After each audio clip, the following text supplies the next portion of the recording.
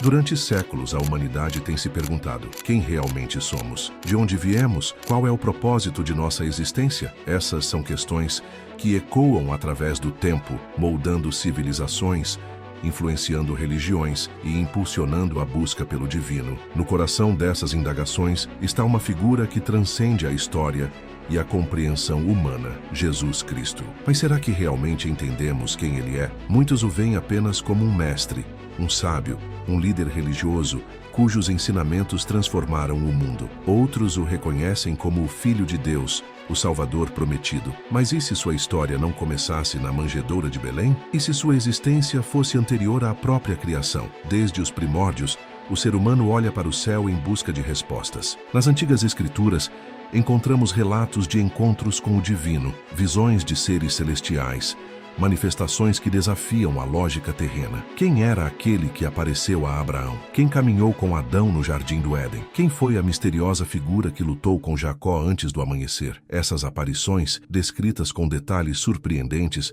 parecem sugerir algo maior do que a simples presença de anjos. Há um fio condutor que atravessa os séculos e nos leva a um mistério ainda mais profundo: a preexistência de Cristo. Os evangelhos nos apresentam Jesus como o Filho de Deus, mas essa afirmação esconde camadas de significado que muitos não percebem à primeira vista. João, em seu evangelho, não inicia sua narrativa com o nascimento de Jesus, como fazem Mateus e Lucas. Ele vai além, para um tempo antes do tempo, onde declara: no princípio era o Verbo, e o Verbo estava com Deus, e o Verbo era Deus. Essa frase carrega um peso extraordinário, pois revela que Cristo não começou a existir quando nasceu da Virgem Maria. Pelo contrário, ele já estava lá antes da fundação do mundo. Mas o que isso significa? Se Jesus existia antes da criação, onde ele estava? Qual era seu papel? Será que ele apenas observava o desenrolar da história humana ou estava ativamente envolvido nela? O apóstolo Paulo nos dá uma pista quando escreve aos Colossenses: porque nele foram criadas todas as coisas que há nos céus e na terra,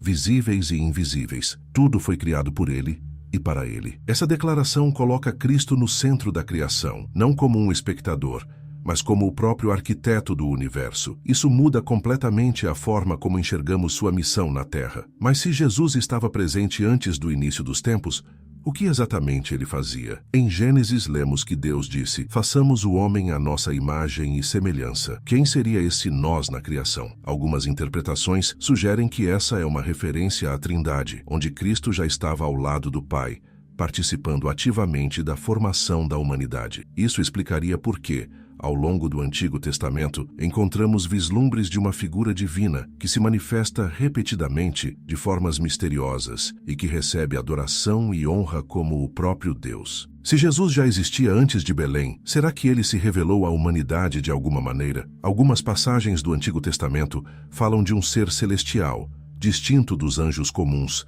que aparece com autoridade divina. Ele não apenas transmite mensagens, mas fala como Deus, age como Deus e recebe adoração como Deus. Quem era essa figura? Poderia ser uma manifestação do próprio Cristo antes de sua encarnação? Para responder a essa pergunta, precisamos olhar para um dos mistérios mais intrigantes das Escrituras: a presença do anjo do Senhor e suas aparições ao longo da história. Para muitos, a história de Jesus começa em uma humilde manjedoura em Belém. O cenário é simples, quase modesto. Uma jovem mãe, um pai atônito e pastores que recebem uma mensagem celestial, anunciando o nascimento daquele que mudaria o mundo. Mas e se essa não fosse a primeira vez que Jesus esteve entre nós? E se sua história não começasse naquele estábulo, mas remontasse a tempos imemoriais, muito antes de Maria segurá-lo nos braços? A ideia de que Jesus existia antes de Belém pode parecer estranha para alguns, mas está presente de forma clara nas Escrituras. O próprio Cristo afirmou em mais de uma ocasião que sua origem não era terrena. Em João 8,58 ele declarou: antes que Abraão existisse,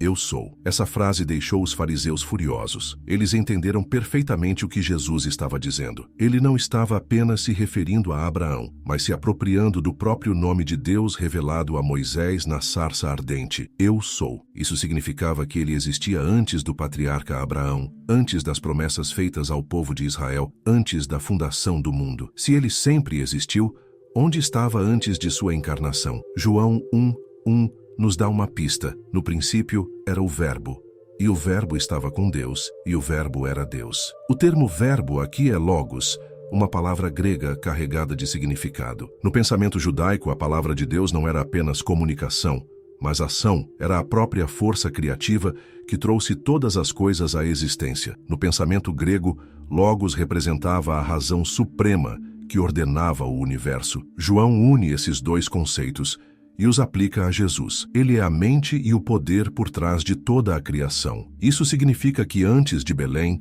ele não era um simples observador da história humana, mas seu arquiteto. Essa pré-existência de Cristo não era um segredo para os primeiros cristãos. O apóstolo Paulo, em Colossenses 1,16, deixa isso bem claro, porque nele foram criadas todas as coisas que há nos céus e na terra, visíveis e invisíveis, sejam tronos, sejam dominações, sejam principados, sejam potestades. Tudo foi criado por ele e para ele. O que isso significa? Que Jesus não apenas existia antes do tempo, mas que todas as coisas, desde as estrelas distantes até o menor grão de areia, foram criadas por meio dele. Se ele criou todas as coisas, então sua presença no Antigo Testamento deve ser evidente mesmo que não de maneira explícita. E de fato há passagens que sugerem isso. Em Gênesis 1:26, Deus diz: "Façamos o homem à nossa imagem, conforme a nossa semelhança." Quem era esse nós? Algumas interpretações sugerem que essa passagem aponta para a Trindade, indicando que Jesus já estava ali, participando ativamente da criação. Mas será que ele se manifestou antes de seu nascimento? Será que, em momentos-chave da história humana, ele apareceu de maneira visível, preparando o caminho para sua chegada definitiva? Para encontrar essas respostas, precisamos investigar um dos mistérios mais intrigantes do Antigo Testamento: as manifestações do anjo do Senhor, uma figura celestial que não apenas falava com autoridade divina, mas era tratado como o próprio Deus. Quem era esse ser misterioso? E qual era sua real identidade? Desde o princípio, Deus se revelou à humanidade de maneiras inesperadas. Nos primeiros capítulos da Bíblia, ele fala, cria, instrui e até caminha no jardim do Éden. Mas há um mistério profundo que percorre as Escrituras: a presença de alguém que sempre esteve lá, mas que poucos conseguem perceber. Quando João inicia seu evangelho, ele não fala de manjedouras, anjos cantando ou magos do Oriente. Ele nos transporta para um tempo anterior ao tempo, uma realidade além da nossa compreensão, declarando: "No princípio era o Verbo, e o Verbo estava com Deus, e o Verbo era Deus." João 1:1. O que João está revelando aqui é algo extraordinário. Ele nos diz que Jesus não começou a existir em Belém. Ele já existia antes, desde sempre. O termo verbo, ou logos no grego, carrega um significado profundo. Para os judeus, a palavra de Deus era ativa, criadora, o próprio poder divino em ação. Para os gregos, o logos era a força que dava ordem e sentido ao universo. João une essas ideias e nos apresenta algo ainda maior. Esse verbo não era apenas um conceito, mas uma pessoa real. E essa pessoa não só estava com Deus, ela era Deus. Essa afirmação muda tudo. Se Jesus já estava com Deus antes do início de tudo, onde ele estava quando os céus e a terra foram criados? O apóstolo Paulo responde isso de forma clara em sua carta aos Colossenses: "Porque nele foram criadas todas as coisas que há nos céus e na terra, visíveis e invisíveis. Tudo foi criado por ele e para ele." Colossenses 1:16. Isso significa que Jesus não foi apenas um participante na história, ele foi o próprio Criador. Pense no que isso implica. Quando Deus disse: "Haja luz", Gênesis 1:3. Essa ordem foi executada pelo Verbo. Quando os montes se ergueram e os mares foram formados, foi pela ação do Logos. Cada estrela no céu, cada ser vivente, tudo foi moldado pelas suas mãos. Mas se Jesus estava ativo desde a criação, então ele também estava presente em outros momentos da história. A ideia de um Cristo presente antes de seu nascimento terreno pode parecer surpreendente, mas as Escrituras trazem pistas fascinantes. Em Provérbios 8, a sabedoria é descrita como alguém que estava com Deus antes de todas as coisas, alegrando-se com ele enquanto o mundo era formado. E se essa sabedoria fosse uma referência a Cristo? E se ele já estivesse atuando, não apenas como Criador, mas como aquele que guiava a humanidade desde os primórdios? Essa presença de Cristo antes de Belém levanta uma questão intrigante. Ele apareceu para a humanidade antes de sua encarnação? No Antigo Testamento, há registros de encontros misteriosos entre Deus e os homens, mas em alguns deles, a figura que aparece não é identificada simplesmente como Deus, mas como o anjo do Senhor. Esse ser fala com a autoridade do próprio Deus, aceita a adoração e age de forma que nenhum outro anjo comum jamais agiria. Quem era esse ser misterioso que aparece repetidas vezes no Antigo Testamento, conduzindo profetas, salvando nações e trazendo mensagens de autoridade divina? Seria essa uma manifestação do próprio Cristo antes de seu nascimento em Belém? Para entender esse mistério, precisamos olhar mais de perto para esses encontros e descobrir se Jesus já caminhava entre nós muito antes de sua vinda ao mundo. Desde os primeiros versículos da Bíblia, somos apresentados a um Deus que fala, cria e age de maneira direta no mundo. Mas há um detalhe fascinante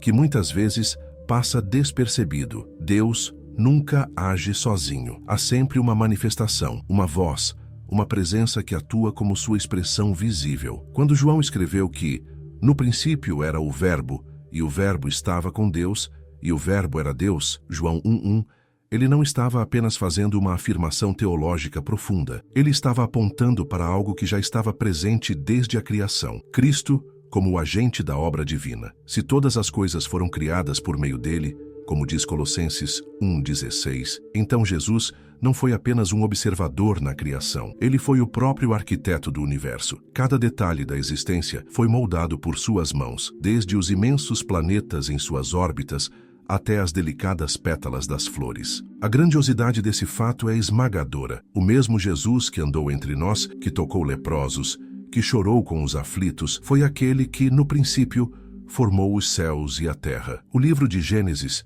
nos apresenta uma cena intrigante. Quando Deus cria o homem, ele diz: façamos o homem à nossa imagem, conforme a nossa semelhança. Gênesis 1:26. A quem ele está falando? Alguns podem argumentar que ele se dirigia aos anjos, mas os anjos não foram criados à imagem de Deus. Quem então estava com Deus naquele momento decisivo? A resposta já havia sido dada por João.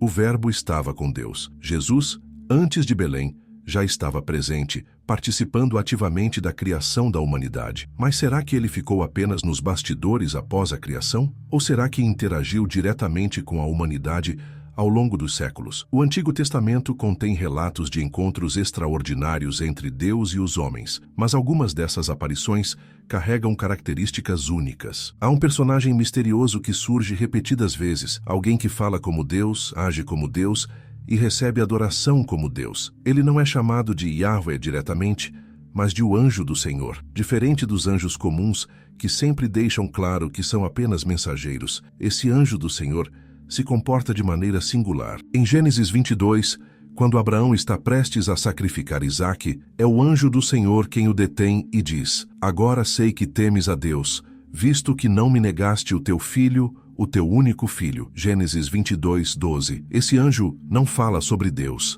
Ele fala como Deus. Outro episódio intrigante acontece em Êxodo 3, quando Moisés vê a sarça ardente. O texto diz que o anjo do Senhor apareceu a Moisés na chama de fogo, mas logo depois ouvimos a própria voz de Deus saindo da sarça, dizendo: eu sou o Deus de Abraão, o Deus de Isaque e o Deus de Jacó. Êxodo 3:6. Como pode um anjo falar com essa autoridade? Esses encontros indicam que Jesus já estava presente, manifestando-se a seu povo antes mesmo de sua encarnação. Mas se isso for verdade, quais foram todas as ocasiões em que ele apareceu no Antigo Testamento? Quem mais teve um encontro com essa figura divina? E como esses momentos preparam o caminho para o que aconteceria séculos depois, em Belém? Para entender esse mistério, precisamos analisar outros relatos impressionantes que podem revelar um padrão oculto na história sagrada: o tempo. Essa força invisível que rege a existência humana. Medimos os dias, contamos os anos, envelhecemos sob sua influência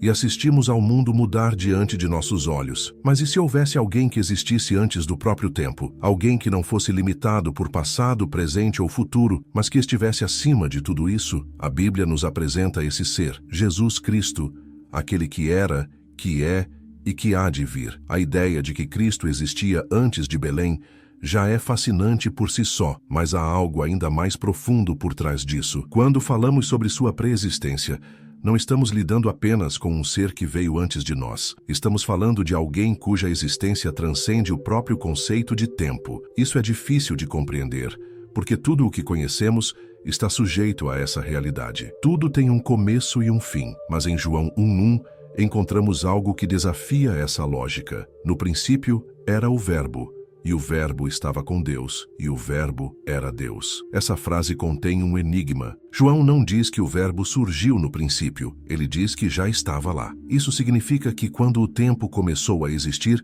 Jesus já existia. Ele não foi criado, não teve um início.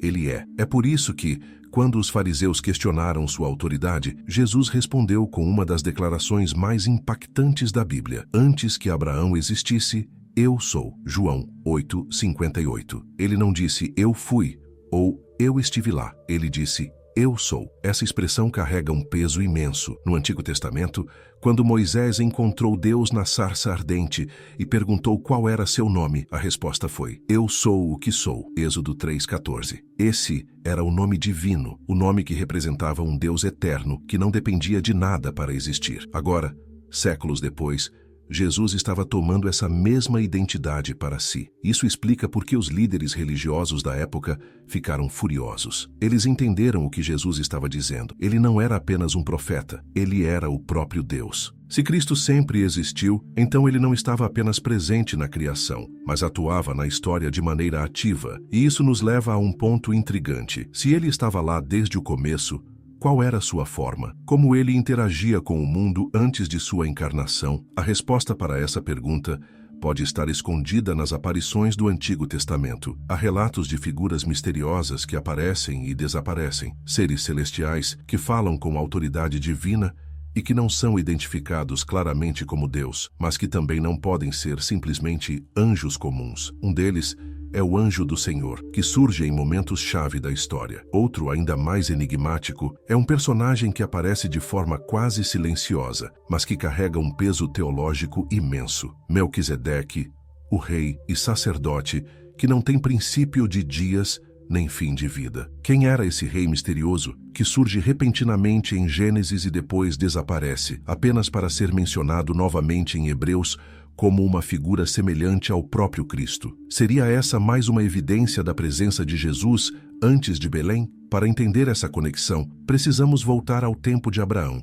e examinar de perto esse encontro sobrenatural. Em toda a Bíblia, há figuras que surgem de maneira misteriosa, deixando rastros enigmáticos e levantando questões profundas. Uma dessas figuras aparece em momentos decisivos, falando com autoridade divina, aceitando adoração e realizando feitos que vão além do comum. Ele não é chamado diretamente de Deus, mas também não se comporta como um simples anjo. Essa presença enigmática é conhecida como o anjo do Senhor. Mas quem exatamente era ele? Diferente dos anjos mencionados nas Escrituras, que sempre deixam claro que são apenas mensageiros, o anjo do Senhor age de uma maneira única. Ele não apenas entrega mensagens, mas fala como se fosse o próprio Deus. Quando aparece, ele não diz, assim diz o Senhor. Em vez disso, ele declara, eu sou o Deus de Abraão, Isaque e Jacó. Êxodo 3:6. Se fosse um anjo comum, isso seria uma blasfêmia. A primeira vez que encontramos essa figura é em Gênesis 16. Hagar, a serva egípcia de Sara, foge para o deserto após ser maltratada.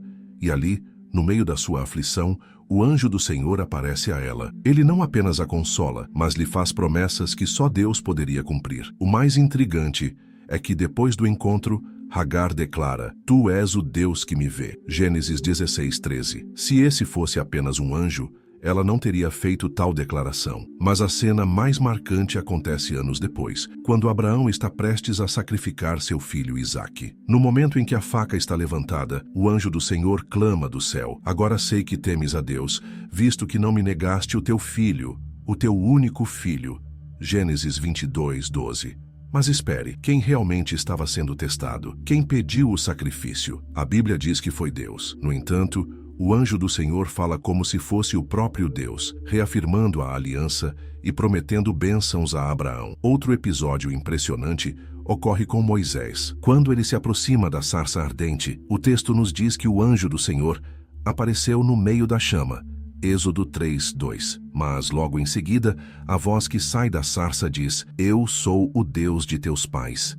Êxodo 3:6. Como pode um anjo falar dessa forma? Como pode um anjo receber adoração? Esses eventos mostram que o anjo do Senhor não é um ser comum. Ele age como Deus, fala como Deus e é tratado como Deus. Isso leva muitos estudiosos a acreditar que essas aparições são manifestações de Cristo antes de sua encarnação, ou seja, Jesus já interagia com a humanidade muito antes de nascer em Belém. Mas há ainda mais evidências dessa presença misteriosa ao longo da história. Em Juízes 13, os pais de Sansão encontram esse mesmo anjo e, quando percebem sua identidade, exclamam: "Vimos Deus!" Quem mais na Bíblia aparece, fala como Deus e recebe adoração sem repreender ninguém. Isso nos leva a outra figura ainda mais intrigante, mencionada apenas algumas vezes, mas que carrega um mistério profundo: Melquisedeque, o sacerdote e rei de Salém, que não tem princípio de dias nem fim de vida. Quem era esse personagem enigmático e qual é sua conexão com a eternidade de Cristo? Para descobrir, precisamos voltar ao tempo de Abraão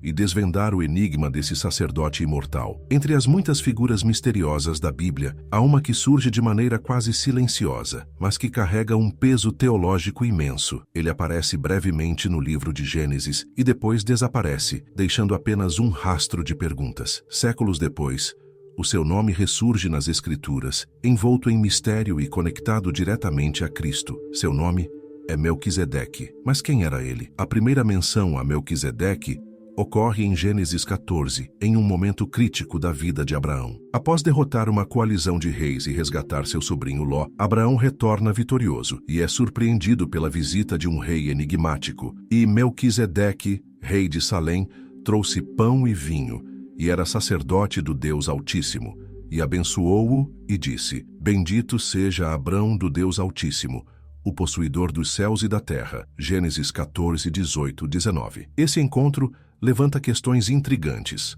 Primeiro, Melquisedeque é descrito como rei de Salém, um nome que mais tarde se tornaria Jerusalém. Em segundo lugar, ele não é apenas um rei, mas também sacerdote do Deus Altíssimo. Isso é extremamente incomum porque, na tradição bíblica, a realeza e o sacerdócio eram funções separadas. Os reis vinham da tribo de Judá e os sacerdotes da tribo de Levi. Mas Melquisedeque era ambos ao mesmo tempo. Ainda mais impressionante é o que Abraão faz. Ele lhe dá o dízimo de tudo. O patriarca, que acabara de sair vitorioso de uma grande batalha, reconhece a autoridade de Melquisedeque e lhe entrega uma porção dos despojos. Essa atitude mostra que Abraão via Melquisedeque como alguém superior a ele. Mas quem poderia ser superior ao próprio Abraão, o homem escolhido por Deus para dar início à nação de Israel? O mistério se aprofunda quando, séculos depois, Melquisedeque reaparece no Salmo 110, um texto messiânico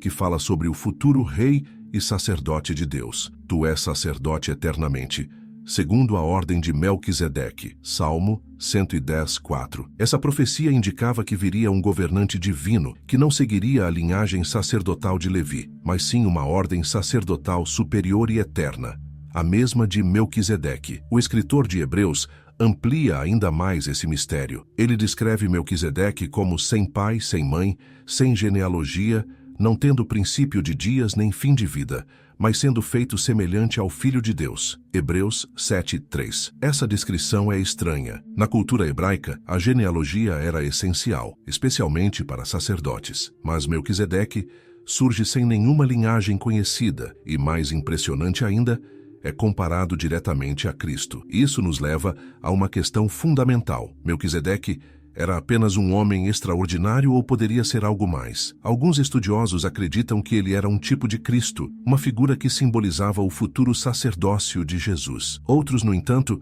sugerem algo ainda mais profundo. Seria Melquisedeque uma manifestação do próprio Cristo antes de sua encarnação? Afinal, ele é descrito como sem começo nem fim, algo que somente um ser eterno poderia possuir. Se Melquisedeque realmente foi uma aparição de Cristo no Antigo Testamento, isso reforçaria ainda mais a ideia de que Jesus sempre esteve ativo na história da humanidade, interagindo com os patriarcas, preparando o caminho para a revelação completa de Deus. Mas esse não foi o único momento em que uma figura misteriosa apareceu no Antigo Testamento, trazendo vislumbres da glória divina. Há outro relato, ainda mais impressionante, que se passa no coração de uma fornalha ardente, onde um quarto homem apareceu para salvar aqueles que se recusaram a dobrar os joelhos diante de um rei terreno. Quem era essa figura? E por que sua presença abalou até mesmo um poderoso imperador? O fogo arde violentamente consumindo tudo ao seu redor. O calor é tão intenso que até mesmo os soldados encarregados de lançar os prisioneiros na fornalha caem mortos diante das chamas. A sentença foi dada. 3 jovens hebreus, fiéis a Deus, foram condenados por ousarem desobedecer a ordem do rei Nabucodonosor. Diante de uma estátua dourada imponente,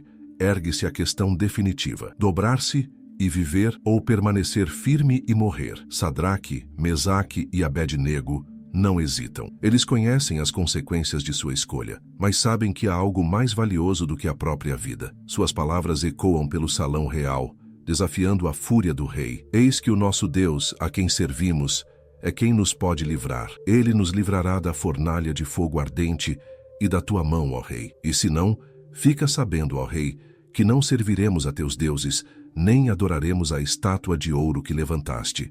Daniel 3, 17 e 18. A resposta enfurece Nabucodonosor. O orgulho de um dos reis mais poderosos da história é ferido. Ele ordena que a fornalha seja aquecida 7 vezes mais do que o normal. Os 3 jovens são amarrados e lançados às chamas. O destino deles parece selado, mas então algo impossível acontece. O rei, observando a execução de seu decreto, se levanta de repente, perplexo. Ele pisca, tentando entender se seus olhos o traem. Algo não está certo. Ele se vira para seus conselheiros e pergunta: não lançamos 3 homens atados dentro do fogo? Eles confirmam.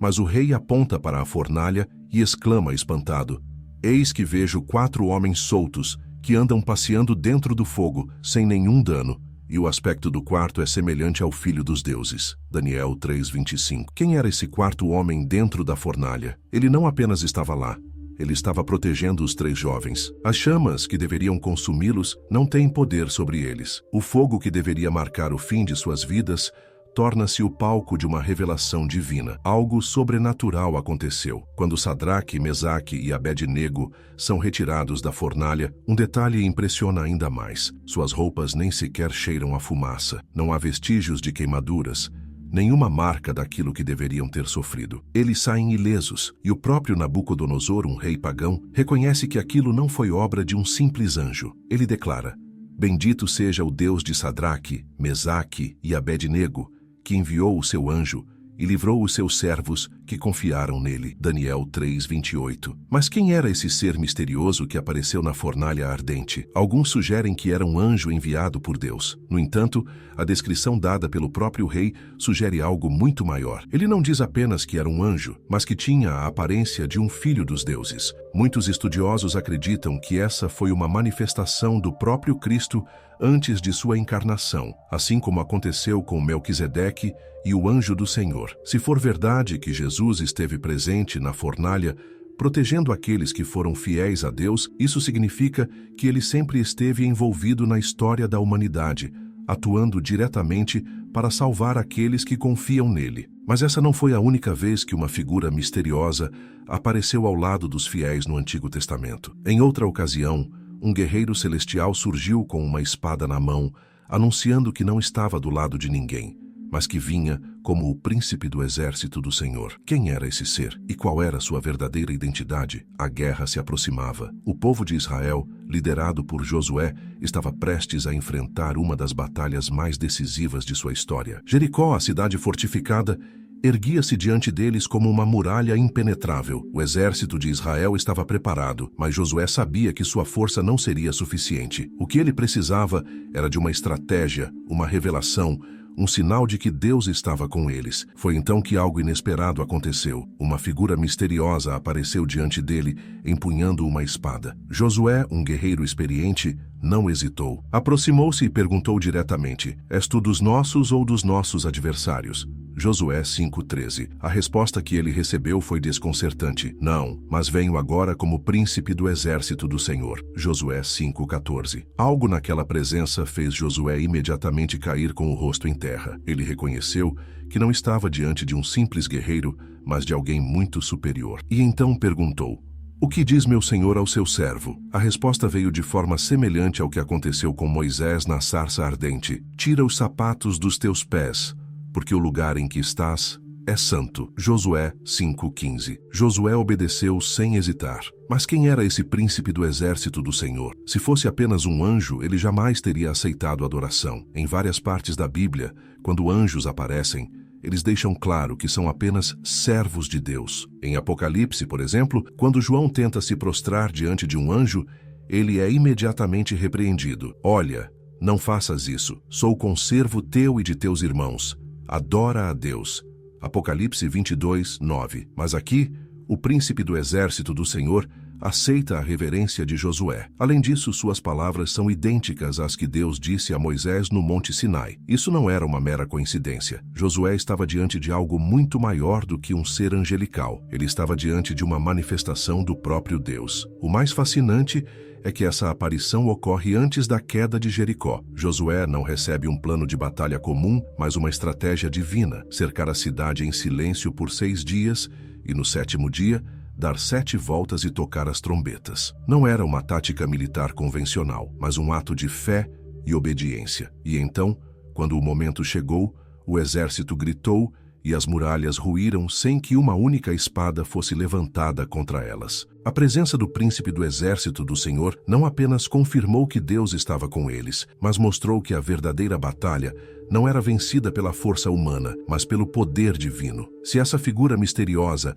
era uma manifestação pré-encarnada de Cristo, isso significa que ele esteve presente nos momentos mais cruciais da história do povo de Deus. Ele guiou, protegeu e preparou seu povo muito antes de sua chegada em Belém. Mas se Jesus já estava interagindo com a humanidade no Antigo Testamento, isso nos leva a outra questão ainda mais profunda. Suas profecias e promessas já indicavam que ele não era apenas um Messias humano, mas alguém cuja existência ultrapassava os limites do tempo. Como os profetas antigos anunciaram sua chegada? E por que os primeiros cristãos viram em Jesus o cumprimento das promessas eternas? Os séculos passavam e as sombras do tempo ocultavam um segredo que apenas os profetas conseguiam vislumbrar. O povo de Israel esperava ansiosamente pelo Messias, o ungido de Deus, aquele que viria para restaurar a justiça e redimir a humanidade. Mas quem era ele? Seria apenas um grande líder, um libertador militar, um rei terreno? Ou sua identidade escondia algo muito mais profundo, algo que poucos estavam preparados para compreender? Os profetas falavam em enigmas, suas palavras eram carregadas de simbolismo, como peças de um quebra-cabeça celestial. Isaías,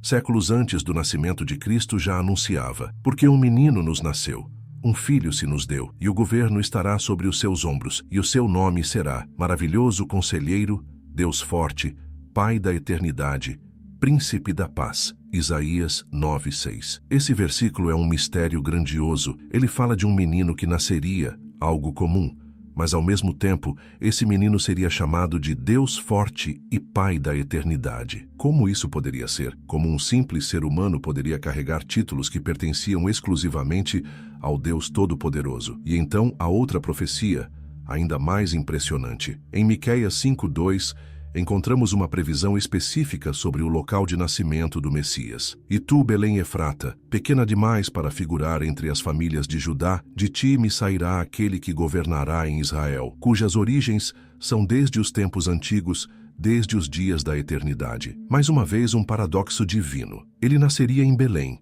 em um tempo e lugar específicos, e ainda assim, suas origens seriam desde a eternidade. Como isso seria possível? A resposta só seria revelada muitos séculos depois, quando Jesus começasse a falar sobre si mesmo de uma maneira que deixava até os mais sábios perplexos. E quando os dias de sua chegada estavam próximos, uma nova profecia se ergueu, trazendo consigo um dos maiores mistérios do Antigo Testamento. Zacarias declarou: e olharão para mim a quem traspassaram, e pranteá-lo-ão como quem pranteia pelo filho unigênito. Zacarias 12:10. Aqui está um detalhe chocante. É o próprio Deus quem fala nessa profecia. Ele diz que será traspassado, perfurado, ferido. Mas como Deus, um ser imortal e eterno, poderia ser ferido? Como ele poderia sofrer? Seria essa mais uma evidência de que o próprio Criador se tornaria parte da criação, assumindo uma forma humana para cumprir um plano muito maior do que qualquer um poderia imaginar? Os primeiros cristãos não tinham dúvidas. Todas essas profecias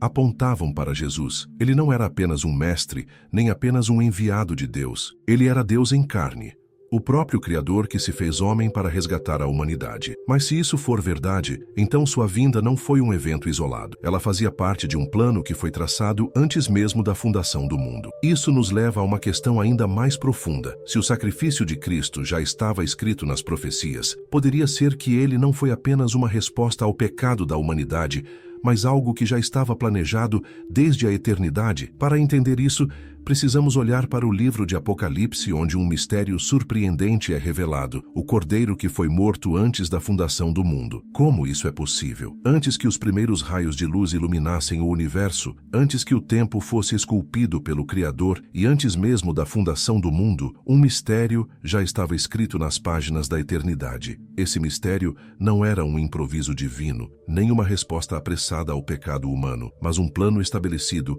antes que qualquer estrela brilhasse nos céus. No livro de Apocalipse, encontramos uma declaração que desafia a lógica humana e nos leva a uma realidade que só pode ser compreendida pela fé: o Cordeiro que foi morto desde a fundação do mundo. Apocalipse 13:8. Essa frase contém um dos maiores segredos da história. Como poderia um cordeiro ser morto antes mesmo da criação? Como um sacrifício poderia ser determinado antes da própria existência da humanidade? Isso nos leva a uma verdade que muda completamente a forma como vemos a redenção. Jesus não foi apenas um Salvador enviado ao mundo. Ele sempre foi o Cordeiro de Deus desde o princípio. Para entendermos essa profundidade, precisamos voltar ao Antigo Testamento, onde os sacrifícios eram centrais na relação do povo com Deus. Desde os dias de Adão e Eva, quando Deus os vestiu com peles, um ato que exigiu a morte de um animal, até o sacrifício pascal no Egito, quando o sangue de um cordeiro poupou os primogênitos da destruição, tudo apontava para um momento específico na história: o dia em que o verdadeiro Cordeiro de Deus seria oferecido. Mas a questão fundamental persiste. Se o sacrifício de Cristo estava planejado desde a fundação do mundo, isso significa que a queda do homem também fazia parte desse plano? Aqui entramos em um terreno misterioso. A Bíblia deixa claro que Deus não é pego de surpresa por nada. Ele sabia que o homem cairia, sabia que o pecado entraria no mundo e sabia que a humanidade não poderia salvar a si mesma. Mas em vez de simplesmente abandonar sua criação, ele já havia preparado um meio de redenção antes mesmo de tudo existir. É por isso que, quando João Batista viu Jesus se aproximando, suas palavras ecoaram por toda a eternidade: Eis o Cordeiro de Deus que tira o pecado do mundo. João 1:29. João não disse que ele tiraria apenas os pecados do momento presente, mas sim do mundo inteiro, de todas as gerações, desde Adão até o fim dos tempos. Isso significa que o sacrifício de Cristo transcende a linearidade do tempo. Para Deus, que habita na eternidade, o sangue do Cordeiro já estava derramado antes mesmo da cruz existir. Mas se isso é verdade, então existe uma implicação ainda mais profunda. O significado desse sacrifício não se limita apenas ao passado. Ele ecoa no presente e no futuro, alcançando cada geração que crê nele. E isso nos leva a um outro mistério ainda maior. Se o sacrifício de Cristo foi preordenado antes da criação, então o plano da redenção também aponta para algo que ainda está por vir. Algo grandioso, que revelará plenamente o significado da sua vinda e do seu reinado. O que o futuro reserva para aqueles que pertencem ao Cordeiro? A eternidade já conhecia a cruz antes que o mundo fosse formado. Mas se o sacrifício do Cordeiro estava determinado desde a fundação do mundo, então isso significa que a redenção não era apenas um ato isolado na história. Ela é parte de um plano que se estende do passado ao futuro, culminando em um desfecho glorioso que ainda não testemunhamos. Desde os tempos antigos, os profetas sussurravam sobre um reino vindouro, sobre um dia em que o próprio Deus estabeleceria sua justiça sobre toda a terra. Isaías, Jeremias, Daniel, Zacarias, todos falaram de uma era em que o Messias não apenas viria, mas reinaria. Mas o que exatamente esse reinado significava? E o que ele tem a ver com aqueles que hoje creem no Cordeiro? Em Apocalipse 5, João tem uma visão assombrosa, um livro selado, um mistério que ninguém no céu, na terra ou debaixo da terra era digno de abrir. A criação inteira parece parada, aguardando aquele que pudesse revelar o futuro do mundo. João chora, porque não há ninguém à altura da tarefa, até que de repente uma voz ecoa: Não chores, eis aqui o leão da tribo de Judá, a raiz de Davi, que venceu, para abrir o livro e desatar os seus 7 selos. Apocalipse 5:5. Mas quando João levanta os olhos esperando ver um leão glorioso, ele vê algo que desafia toda a lógica humana. Um cordeiro que parecia ter sido morto. Essa visão é um dos maiores mistérios da fé cristã. O leão é o cordeiro, e o cordeiro é o leão. Jesus não conquistou por meio da força e do poder terreno, mas através do sacrifício. E por isso, ele é digno de abrir o livro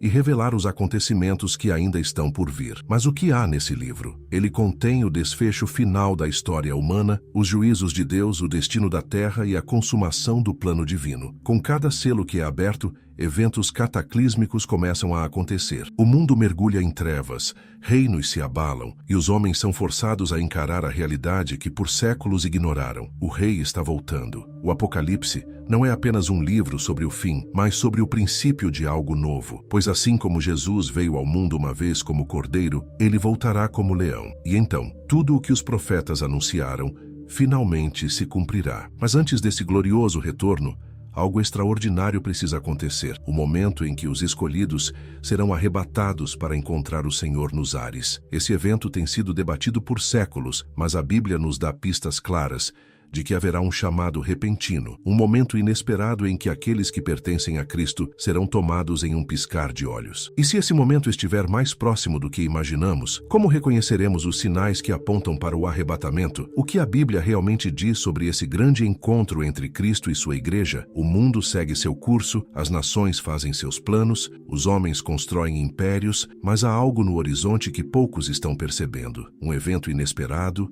repentino, e que mudará para sempre a história da humanidade, o arrebatamento da igreja. Desde os tempos dos apóstolos, os cristãos aguardam por esse momento. Paulo, escrevendo aos Tessalonicenses, descreveu a cena de forma tão vívida que parece quase possível ouvi-la. Porque o mesmo Senhor descerá do céu com alarido e com voz de arcanjo e com a trombeta de Deus. E os que morreram em Cristo ressuscitarão primeiro. Depois nós, os que ficarmos vivos, seremos arrebatados juntamente com eles nas nuvens, a encontrar o Senhor nos ares, e assim estaremos sempre com o Senhor. 1 Tessalonicenses 4, 16, 17. Essa passagem não fala de um evento simbólico ou figurado. Ela descreve um momento literal, um instante sobrenatural em que os salvos serão tomados deste mundo. Mas o que exatamente isso significa? Como será esse dia? A Bíblia nos revela que o arrebatamento acontecerá de forma inesperada e súbita. Jesus alertou que seria como nos dias de Noé, enquanto as pessoas estavam ocupadas com suas rotinas, casando-se, negociando, construindo suas vidas, o dilúvio veio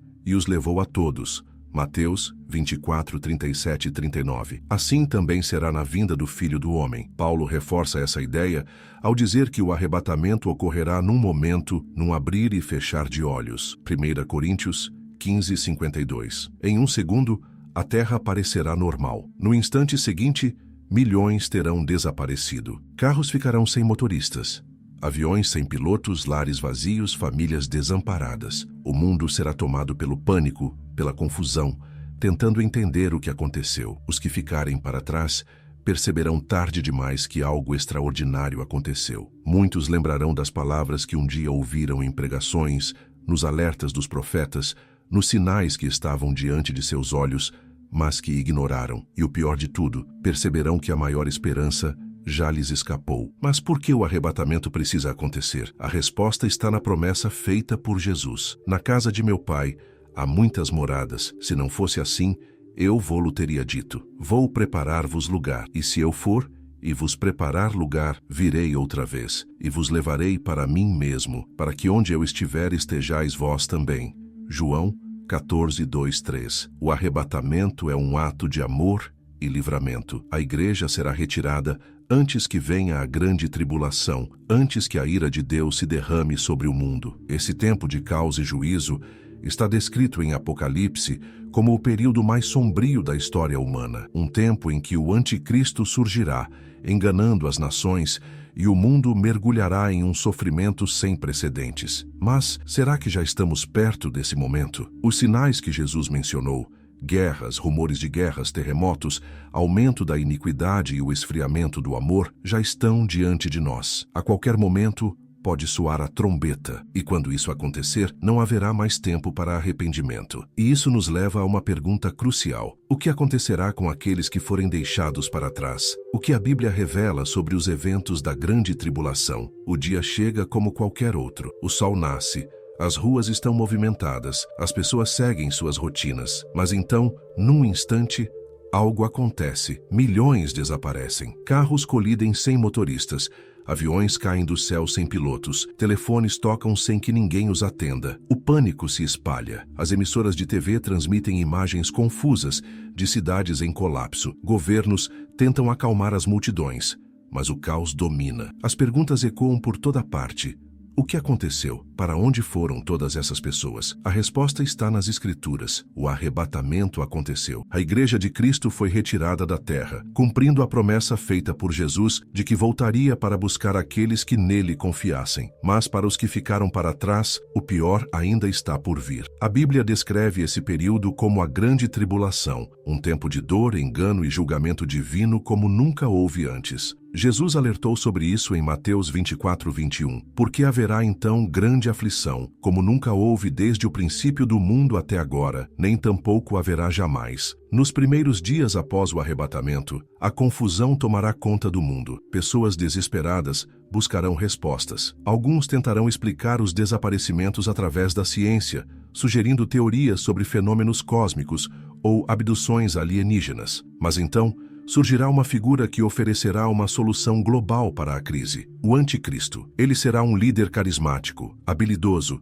capaz de unir nações e trazer estabilidade a um mundo mergulhado no caos. Muitos o verão como um salvador. Mas aqueles que conhecem as profecias saberão a verdade. Ele não vem para salvar, mas para enganar. O livro de Apocalipse revela que esse governante estabelecerá um sistema global de controle, exigindo total lealdade. Ele firmará um pacto de paz, mas será uma paz ilusória. Logo, sua verdadeira natureza será revelada. Ele se voltará contra aqueles que se recusarem a segui-lo, perseguindo e matando os que ainda ousarem professar fé em Deus. Mas há algo ainda mais terrível: o surgimento da marca da besta. Apocalipse 13:16-17 descreve que ninguém poderá comprar ou vender sem essa marca. Será um sistema de controle absoluto, onde aqueles que a recusarem serão marginalizados, caçados e mortos. Muitos terão que escolher entre a sobrevivência terrena e a eternidade com Deus. E enquanto isso acontece na terra, os juízos divinos começam a se derramar. Terremotos devastadores, fome,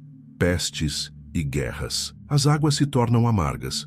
O sol perde sua luz. Criaturas infernais são liberadas para atormentar aqueles que se rebelaram contra Deus. O mundo se tornará um verdadeiro inferno. Mas ainda há uma esperança para aqueles que ficarem. Mesmo na grande tribulação, Deus dará uma última oportunidade de salvação. Multidões perceberão a verdade e escolherão entregar suas vidas a Cristo. Mas o preço será alto: perseguição, sofrimento e martírio. No entanto, esse tempo não durará para sempre, pois no momento determinado, os céus se abrirão e aquele que foi rejeitado retornará, não mais como cordeiro, mas como leão. Cristo voltará em glória para estabelecer seu reino. Mas o que acontecerá quando ele pisar novamente na terra? Como será a batalha final entre o Rei dos Reis e os exércitos das trevas? O mundo está em trevas. O caos tomou conta das nações. Guerras, fome, pestes e desastres naturais devastam a terra. O governo do Anticristo impõe sua tirania e a perseguição contra os que recusaram a marca da besta atinge níveis impensáveis. O tempo da grande tribulação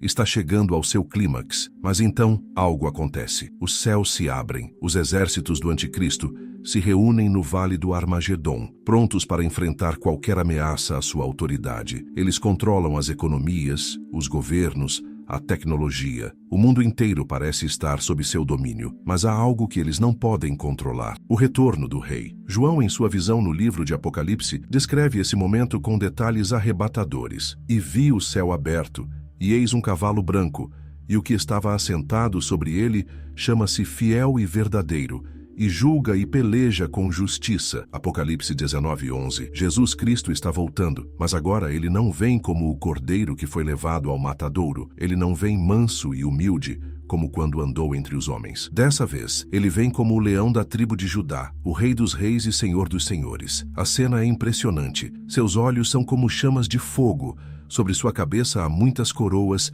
e seu nome está escrito de forma que ninguém o conhece senão ele mesmo. Apocalipse 19:12. Ele veste um manto tingido de sangue, e sua boca profere palavras que são como uma espada afiada. Atrás dele, um exército celestial o acompanha, montado em cavalos brancos, vestidos de linho fino, puro e resplandecente. Então a batalha final começa, mas aqui está o detalhe que muitos não percebem.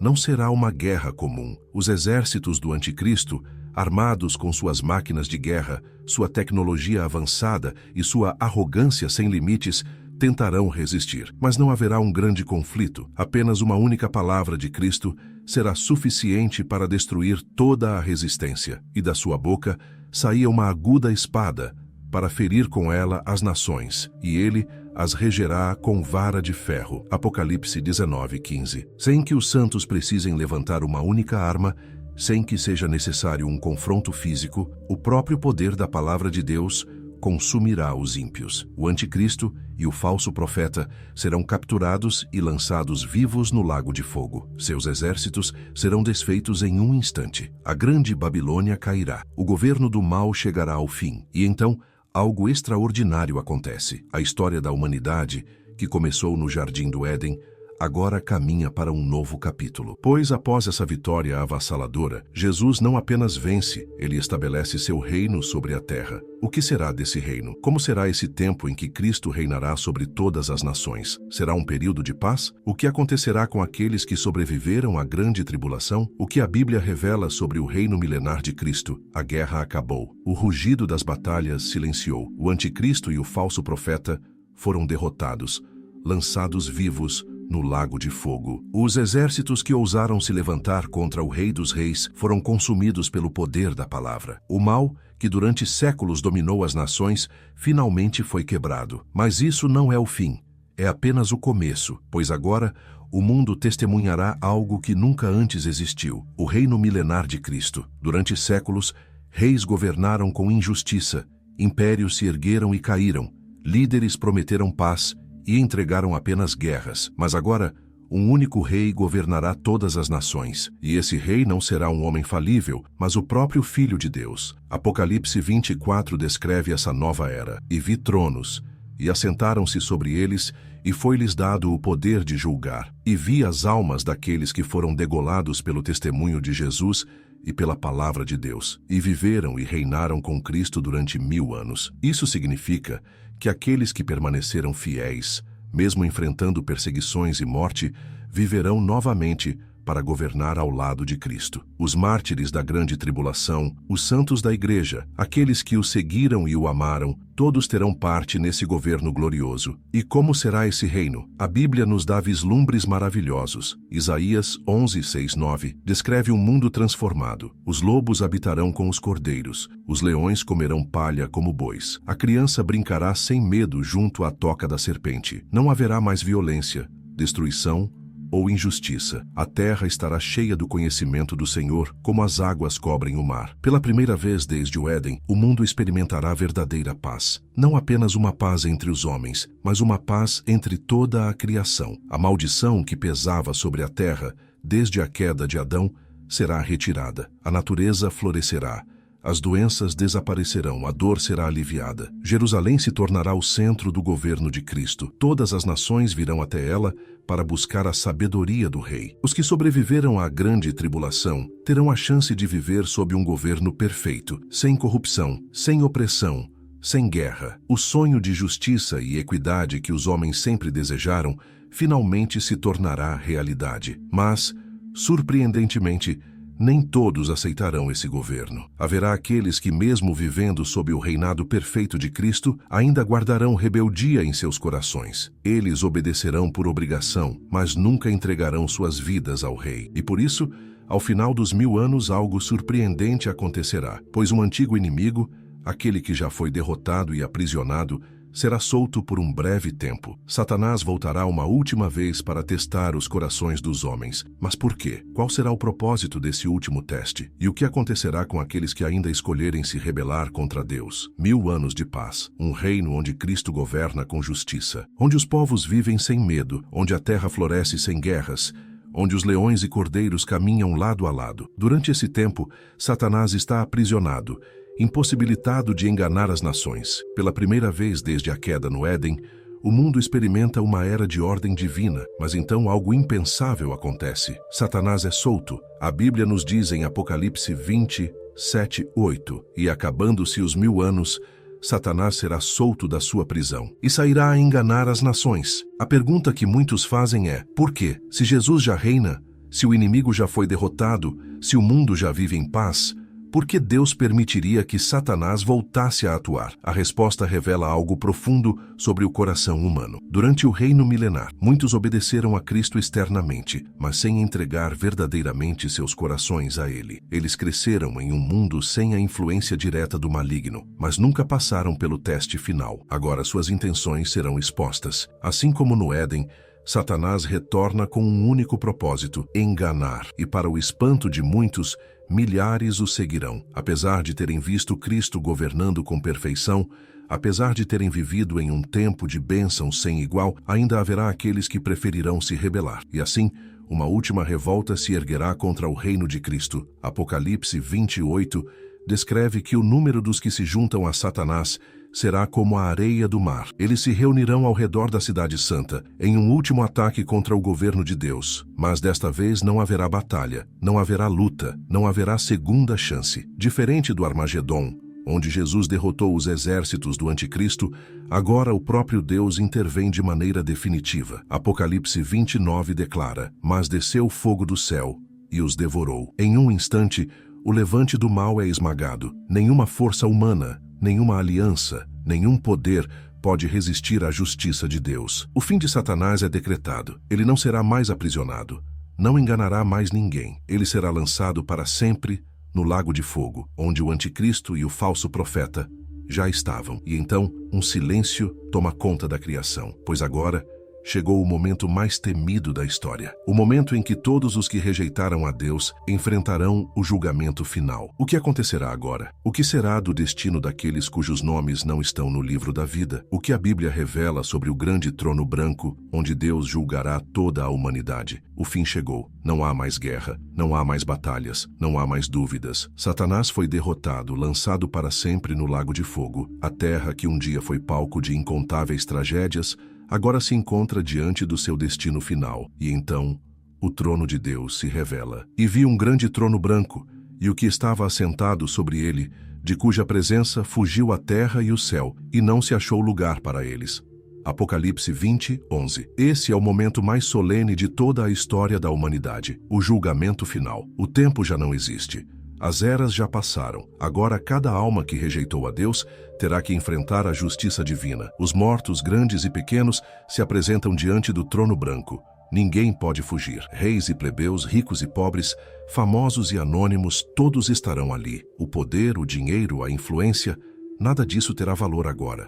A única coisa que importará será um único registro. O nome de cada um está ou não escrito no livro da vida. As Escrituras dizem que livros serão abertos, e nesses livros estão registradas todas as obras dos homens. Cada pensamento, cada palavra, cada ação, tudo o que foi feito longe da presença de Deus será exposto. Não haverá desculpas. E então Deus pronunciará a sentença, e aquele que não foi achado escrito no livro da vida foi lançado no lago de fogo. Apocalipse 20, 15. Esse é o destino final dos que rejeitaram o sacrifício de Cristo. Não há retorno. O tempo da graça já passou. Aqueles que se recusaram a crer, aqueles que zombaram, aqueles que escolheram viver para si mesmos, agora enfrentarão a consequência de sua escolha. É um momento de profunda tristeza, pois não era esse o plano original de Deus. O lago de fogo não foi criado para os homens, mas para o diabo e seus anjos. Mateus 25, 41. Mas por sua própria vontade, muitos seguiram o caminho da rebelião e agora recebem a sentença final. A justiça se cumpre. O mal é erradicado para sempre. Mas enquanto uns descem ao juízo eterno, algo glorioso acontece, pois agora um novo capítulo da eternidade se inicia, pois João vê algo inédito, algo que nunca antes havia sido visto por olhos humanos, e viu um novo céu e uma nova terra, porque já o primeiro céu e a primeira terra passaram, e o mar já não existe.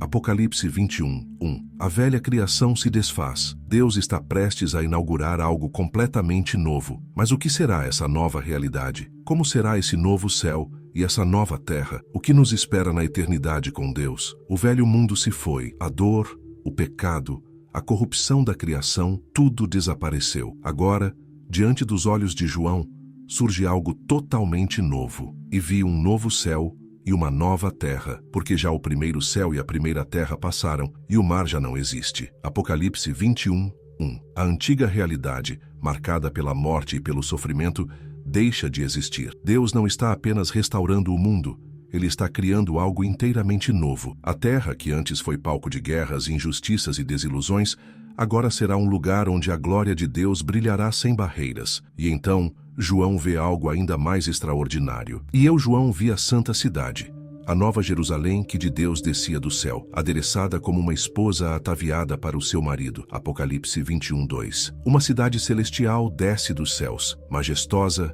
resplandecente, preparada por Deus como uma noiva para seu povo. Esse será o lar dos santos, daqueles que foram redimidos pelo Cordeiro. Mas essa cidade não será como qualquer outra cidade da história. A nova Jerusalém não terá templos, pois o próprio Deus habitará no meio do seu povo. Não terá sol nem lua, porque a glória do Senhor iluminará tudo. Não terá noite, pois não haverá mais trevas ou medo. Não terá dor, nem lágrimas, nem sofrimento, porque as primeiras coisas passaram. E então uma voz ecoa: eis que o tabernáculo de Deus está com os homens, pois com eles habitará, e eles serão o seu povo, e o mesmo Deus estará com eles, e será o seu Deus. Apocalipse 21:3. A presença de Deus será plena, eterna, imutável. Não mais separação, não mais distâncias espirituais, não mais barreiras entre o Criador e sua criação. Agora, Deus e seu povo estarão juntos para sempre. A cidade resplandece com uma glória indescritível. Seus muros são de jaspe, suas ruas de ouro puro, portões de pérola, fundamentos adornados com pedras preciosas. Mas a maior riqueza dessa cidade não está nos seus materiais, mas na sua essência, pois nela o tempo já não existirá. A morte que por tanto tempo assombrou a humanidade será derrotada. O pecado que separava o homem de Deus não terá mais poder. O reino do mal será apenas uma lembrança distante. E agora, uma eternidade de comunhão começa. Não será um tempo estático sem propósito. Será um tempo de descobertas, de alegria, de plenitude sem fim. Mas o que exatamente faremos nessa nova realidade? Como será a vida eterna ao lado de Deus? O que nos aguarda na eternidade? A eternidade se desdobra diante dos salvos. O tempo, como o conhecemos, não existe mais. Não há mais relógios marcando as horas. Não há mais urgência, nem cansaço, nem limitações. Agora, o povo de Deus vive em uma realidade onde tudo é perfeito, onde a glória do Senhor resplandece em cada detalhe, onde a paz e a alegria não são passageiras, mas eternas. A Nova Jerusalém brilha com um esplendor indescritível. Suas ruas são de ouro puro, seus muros reluzem como jaspe, seus fundamentos são adornados com pedras preciosas. Mas, por mais majestosa que seja essa cidade, o maior tesouro não está nos materiais que a compõem, mas na presença de Deus em cada parte dela. E nela não vi templo, porque o seu templo é o Senhor Deus Todo-Poderoso e o Cordeiro. Apocalipse 21:22. Não há templos, porque o próprio Deus está ali. Não há necessidade de luzes artificiais, pois a glória do Senhor ilumina tudo. Não há necessidade de fechaduras, portas trancadas ou muros de proteção, pois não há mais medo, não há mais inimigos, não há mais dor. Mas surge uma pergunta que muitos fazem: o que faremos na eternidade? Como será a vida dos redimidos nesse novo céu e nova terra? Diferente da ideia popular de que os salvos passarão a eternidade apenas cantando ou vagando sem propósito, a Bíblia indica que haverá um novo propósito, uma nova jornada: reinar com Cristo. Apocalipse 22:5 diz: e reinarão para todo o sempre. Isso significa que os salvos terão papéis significativos no reino de Deus. Haverá liderança, responsabilidades expansão e descoberta sem fim, exploração e crescimento. Deus é infinito. Seu conhecimento, sua criação, sua glória são inesgotáveis. E a eternidade não será um tempo de tédio, mas de aprendizado, de novas experiências, de exploração das riquezas do universo criado por Ele. Relacionamento pleno, não apenas com Deus, mas uns com os outros. As barreiras que hoje nos separam, como distância, cultura, línguas e até mesmo a morte, não existirão mais. Os santos de todas as eras estarão juntos, vivendo em harmonia perfeita. Os patriarcas, os profetas, os apóstolos, os mártires, os justos de todas as gerações estarão ali, lado a lado, adorando ao Rei. Alegria sem fim. Apocalipse 21:4 declara: E Deus limpará de seus olhos toda lágrima, e não haverá mais morte, nem pranto, nem clamor, nem dor, porque já as primeiras coisas são passadas. Não haverá mais despedidas, não haverá mais sofrimento, apenas a plenitude de uma vida que nunca será interrompida. Mas a eternidade traz consigo uma realidade inescapável. Nem todos estarão lá, pois, enquanto os salvos entrarão nesse novo céu e nova terra, o destino dos que rejeitaram a Deus será diferente. E isso nos leva a uma última e crucial questão. O que acontecerá com aqueles que não foram encontrados no livro da vida? Qual será o destino final dos que recusaram a salvação? A eternidade já está selada. Os salvos vivem na presença de Deus, desfrutando da glória do novo céu e da nova terra. O tempo já não existe. A morte foi destruída. E o pecado não tem mais lugar. Mas e aqueles que rejeitaram a Deus? O que será do destino dos que não foram encontrados no livro da vida? A Bíblia é clara. Nem todos entrarão na Nova Jerusalém. Apocalipse 21:27 declara: E não entrará nela coisa alguma que contamine e cometa abominação e mentira, mas só os que estão inscritos no livro da vida do Cordeiro. Isso significa que haverá um destino final para os que recusaram o chamado de Deus. Pessoas que ouviram a verdade, mas escolheram o caminho do orgulho, da incredulidade e da rebeldia. O tempo da graça chegou ao fim. Agora não há mais apelos.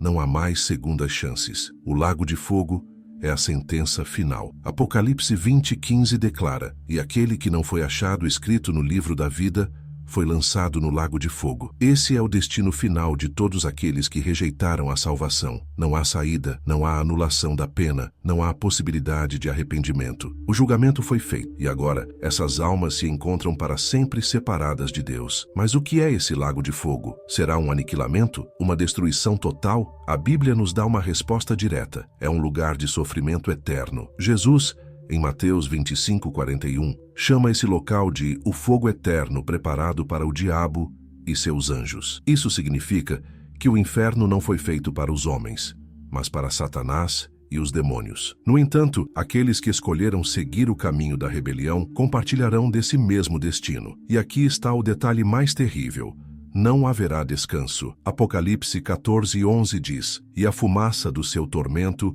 sobe para todo o sempre, e não tem repouso nem de dia nem de noite. Diferente da crença popular, o inferno não será um lugar de festas, nem de domínio do diabo. Pelo contrário, será um local de total desespero e ausência de Deus. A maior angústia não será apenas a dor, mas a certeza de que não há mais volta. Mas por que Deus permitiria isso? Se Ele é amor, como pode um destino tão terrível existir? A resposta está na justiça divina. Deus ofereceu um caminho de salvação. Ele enviou o seu Filho. Ele estendeu a graça. Ele suportou a cruz. Mas para aqueles que recusaram, resta apenas a consequência de suas próprias escolhas. Esse é o último ato da história humana. Agora, o juízo foi feito.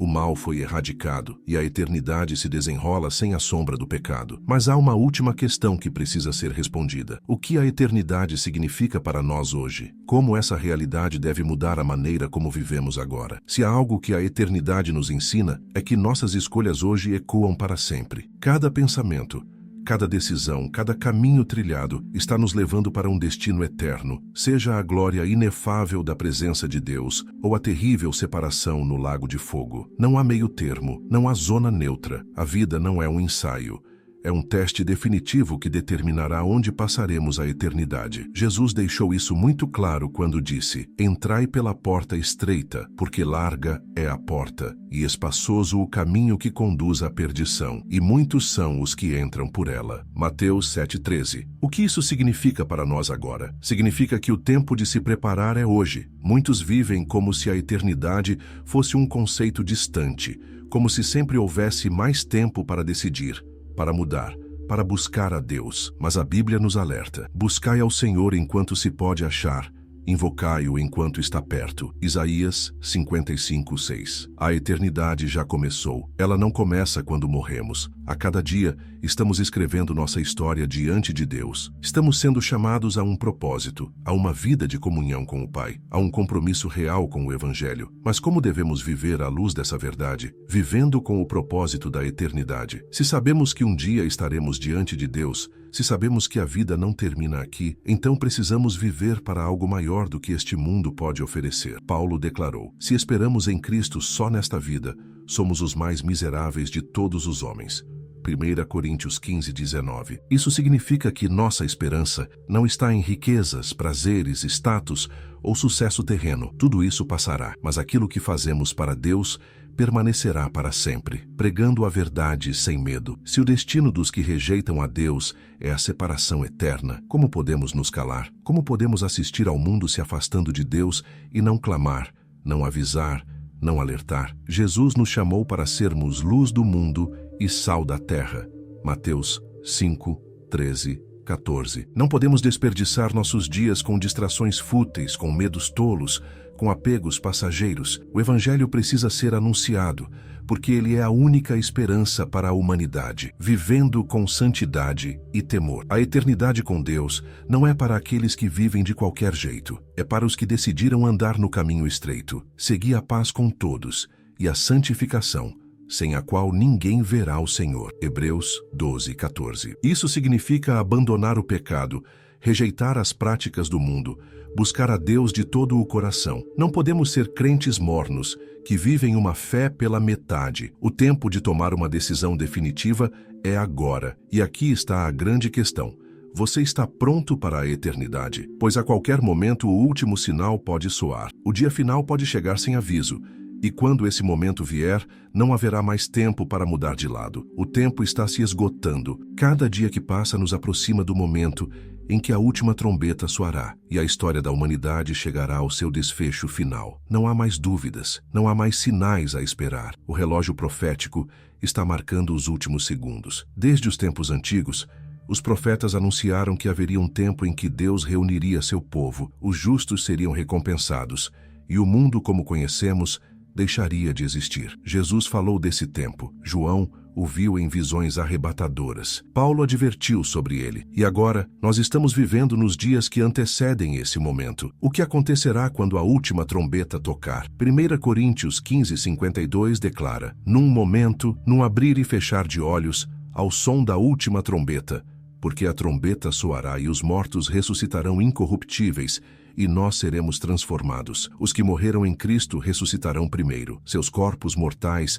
serão revestidos de imortalidade. Aqueles que estiverem vivos serão transformados instantaneamente. Não mais dor, não mais fraqueza, não mais morte. Esse é o momento em que os salvos encontrarão o Senhor nos ares. Um encontro glorioso, um evento sem precedentes, quando Jesus virá buscar aqueles que permaneceram fiéis até o fim. Mas enquanto isso acontece com os justos, o que acontecerá com os que rejeitaram a Deus? Apocalipse nos mostra um cenário aterrador. O mundo mergulha em trevas, o caos se espalha, o juízo de Deus cai sobre os que zombaram, sobre os que negaram, sobre os que endureceram seus corações. Não há mais tempo para arrependimento. Agora é tarde demais. E o mais chocante, muitos que estavam dentro das igrejas, que cantavam louvores, que citavam versículos, perceberão que ficaram para trás. Jesus advertiu: "Muitos me dirão naquele dia: Senhor, Senhor, não profetizamos nós em teu nome?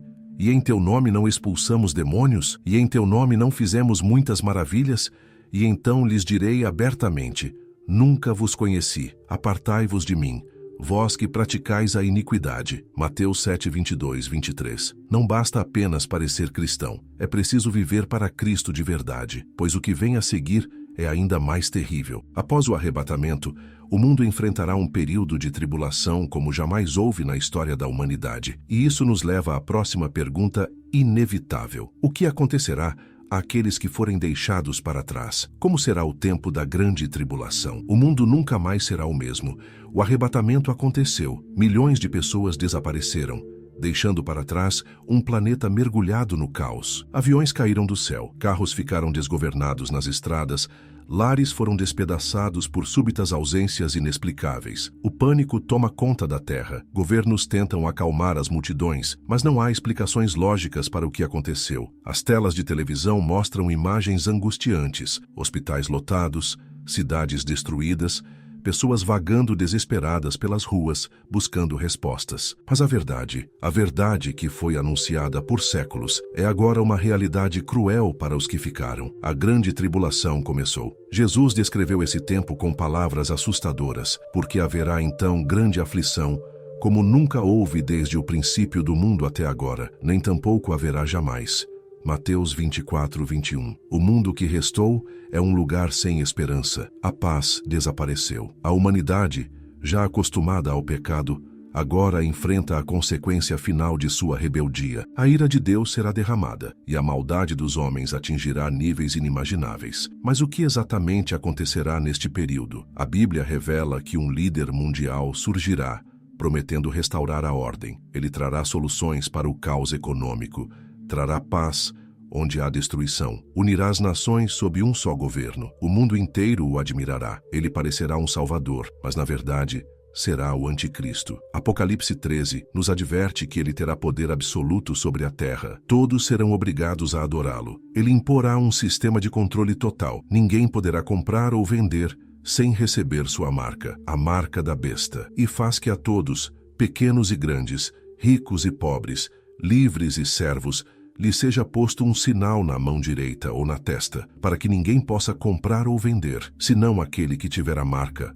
ou o nome da besta, ou o número do seu nome. Apocalipse 13, 16, 17. E aqui surge o maior dilema daqueles que foram deixados para trás. Se aceitarem a marca, estarão se condenando eternamente. Se recusarem, serão perseguidos até a morte. Os que não aceitaram a Cristo antes do arrebatamento, agora terão de enfrentar uma escolha brutal: morrer pela fé ou ceder ao governo do anticristo. Esse tempo será marcado por guerras, fome, pestes e desastres naturais devastadores. As pragas de Deus cairão sobre a terra. Água se transformará em sangue, o sol queimará os homens, trevas cobrirão o mundo, criaturas aterradoras emergirão do abismo. Mas há uma esperança, pois mesmo na tribulação, a graça de Deus ainda poderá alcançar alguns. Haverá aqueles que resistirão ao governo da besta, que entregarão suas vidas ao Senhor, mesmo sob perseguição mortal. Mas como será o destino desses que ainda encontrarão a fé nesse tempo? O que os aguarda? O mundo está mergulhado em trevas. O caos instaurado após o arrebatamento tomou proporções inimagináveis. O governo do anticristo já está em pleno domínio, e a perseguição aos que se recusam a segui-lo é brutal. Mas, surpreendentemente, mesmo nesse cenário de horror, ainda há aqueles que se recusam a dobrar os joelhos diante do sistema da besta. São os mártires da tribulação, pessoas que não creram antes do arrebatamento, mas que agora, diante da evidência inegável das Escrituras, entregaram suas vidas a Cristo. Eles compreenderam tarde demais que tudo o que ouviram nos sermões, nos estudos bíblicos e nos alertas era verdade. Agora pagam um preço altíssimo por essa escolha. E vi as almas daqueles que foram degolados por causa do testemunho de Jesus e por causa da palavra de Deus, e que não adoraram a besta nem a sua imagem, e não receberam a marca na testa nem na mão. Apocalipse 20, 4. Eles são perseguidos implacavelmente. O governo da besta estabeleceu um controle absoluto sobre a sociedade. Se alguém não tiver a marca da besta, não pode comprar comida, não pode trabalhar, não pode sequer existir na sociedade. A fome e a miséria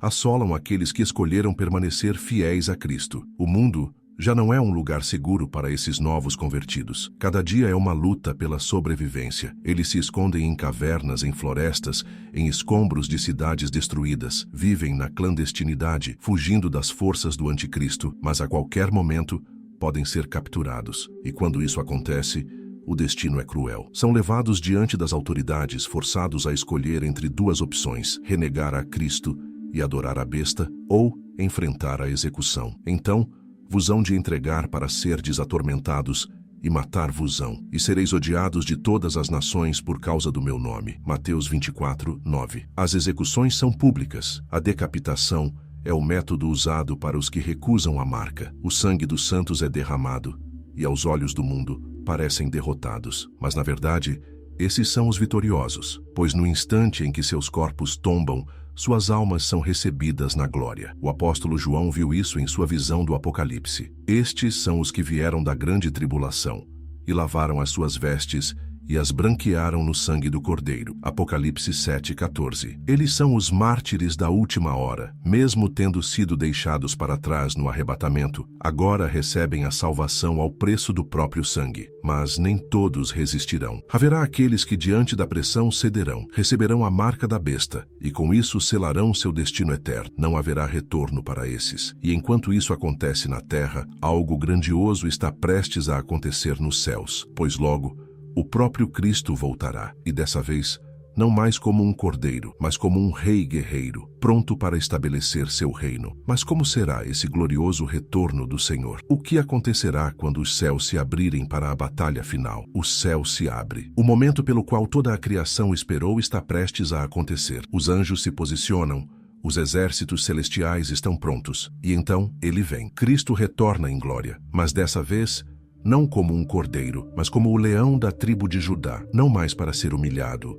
não mais para ser rejeitado, mas para governar com autoridade absoluta. E vi o céu aberto, e eis um cavalo branco, e o que estava assentado sobre ele chama-se Fiel e Verdadeiro, e julga e peleja com justiça. Apocalipse 19:11. Ele não vem sozinho, os exércitos do céu o acompanham, os santos glorificados seguem atrás dele, vestidos de linho branco, puros, prontos para testemunhar o triunfo final do Rei dos Reis. Na terra, as nações estão reunidas para a batalha. Os exércitos do Anticristo, poderosos em número, preparam-se para resistir à vinda do Senhor, mas eles não sabem que sua derrota já foi decretada antes mesmo da fundação do mundo, e da sua boca saía uma espada afiada para ferir com ela as nações, e ele as regerá com vara de ferro, e ele mesmo é o que pisa o lagar do vinho do furor e da ira do Deus Todo-Poderoso. Apocalipse 19:15. Não há luta. Não há confronto. Com apenas uma palavra, o inimigo é esmagado. O anticristo e o falso profeta, os governantes desse tempo de trevas, são capturados e lançados vivos no lago de fogo. Os exércitos das trevas são destruídos num instante, e Satanás, o enganador de todas as nações, é acorrentado e lançado no abismo, onde permanecerá preso por 1000 anos. A terra agora pertence ao verdadeiro rei, e então começa o reino milenar. Cristo reina sobre o mundo com justiça, e a paz que a humanidade sempre buscou finalmente se estabelece. Não há mais corrupção, não há mais guerras, não há mais injustiça. A criação é restaurada, e o homem, finalmente, vive como deveria ter sido desde o início. Mas mesmo depois de 1000 anos de paz e justiça, a humanidade terá que enfrentar um último teste, pois Satanás será solto por um breve período e reunirá aqueles que ainda resistem ao governo de Cristo. Mas sua tentativa de revolta será esmagada definitivamente. O julgamento final acontecerá, e então chegará o tempo do novo céu e da nova terra, onde os justos viverão para sempre na presença do Senhor. E agora eu preciso te perguntar: onde você estará quando tudo isso acontecer? Se você ainda não tomou uma decisão por Cristo, o tempo está se esgotando. A profecia está se cumprindo diante dos nossos olhos, e em breve essa história será a realidade. Não espere até ser tarde demais. Se esse vídeo te impactou, compartilhe essa mensagem. Deixe seu comentário, se inscreva no canal e ative o sininho para não perder os próximos conteúdos. Que Deus te abençoe e te fortaleça para estar do lado certo quando esse grande dia chegar. Maranata, ora vem, Senhor Jesus. Posso te fazer uma pergunta? Você já percebeu que muitas vezes as coisas não dão certo na sua vida e você se sente perdido, frustrado e até acha que nunca será realmente feliz?